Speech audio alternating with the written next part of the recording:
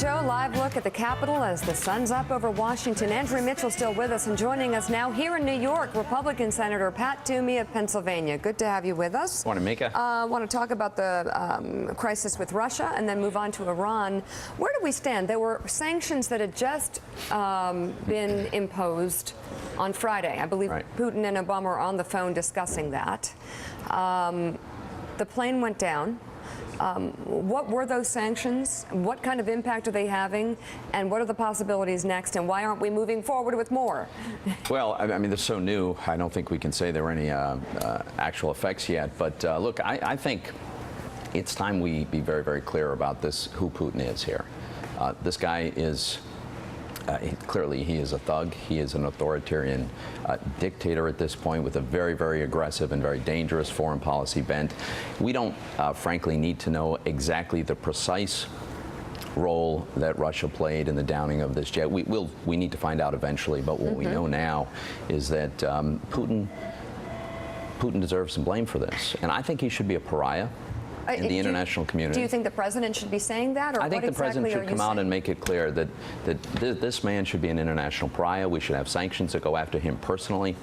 We should, and the president needs to do everything he can to bring the Europeans along, who've it's been a tough sell. Andrew Mitchell, jump in, because the questions about Putin, the calls for him to be ostracized or treated like a pariah, there are calls for him to man up. Members of Congress, and I mean, isn't it easy for Senator Toomey to say this? The president might have some other constraints. What would they be? And then I would have the same question. Why can't we be more forceful in our communicating and effective messaging about exactly who Putin is, what his intentions are, and what we will do if he doesn't get his act together?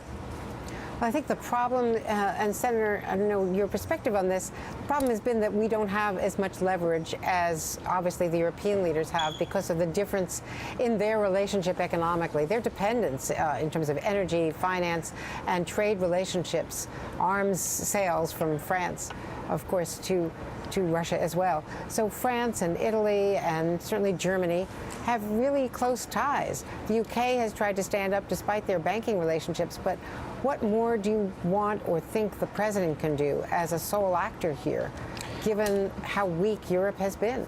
Well, I think part of it is his ability to persuade European allies of the importance of stepping up. And absolutely, of course, they have more difficult circumstances than we do. Medium term, further development in exporting American energy will undermine the Russian economy, which is so dependent on energy exports. But one of the things that we can do is go after financial sanctions that hit Putin personally, hit the people who are close to him, his crony capitalist buddies who have collectively robbed the Russian people from so many billions of dollars. We have some ability to do that, and we should. So, Senator, you talk about the world community, and as we just look at what we've come from with Russia, they hosted the Olympics. They have the World Cup coming up in 2018. But we see everybody getting along in terms of the European Union with Vladimir Putin. So how do we use our allies, especially Angela Merkel with Germany, to push back and try to get Vladimir Putin to be a better actor on the world stage? Because when someone shows you who they really are, we should believe them. I think Vladimir Putin is showing us who he really is. I think he's been showing us for some time. I don't think you're necessarily going to get him to become a better actor, except maybe in the short run out of his own personal interest. My view is he is driven to this kind of behavior by two factors. One is his own personal ambition to reconstitute as much of a Russian empire as he can, but the other is the very practical political reality.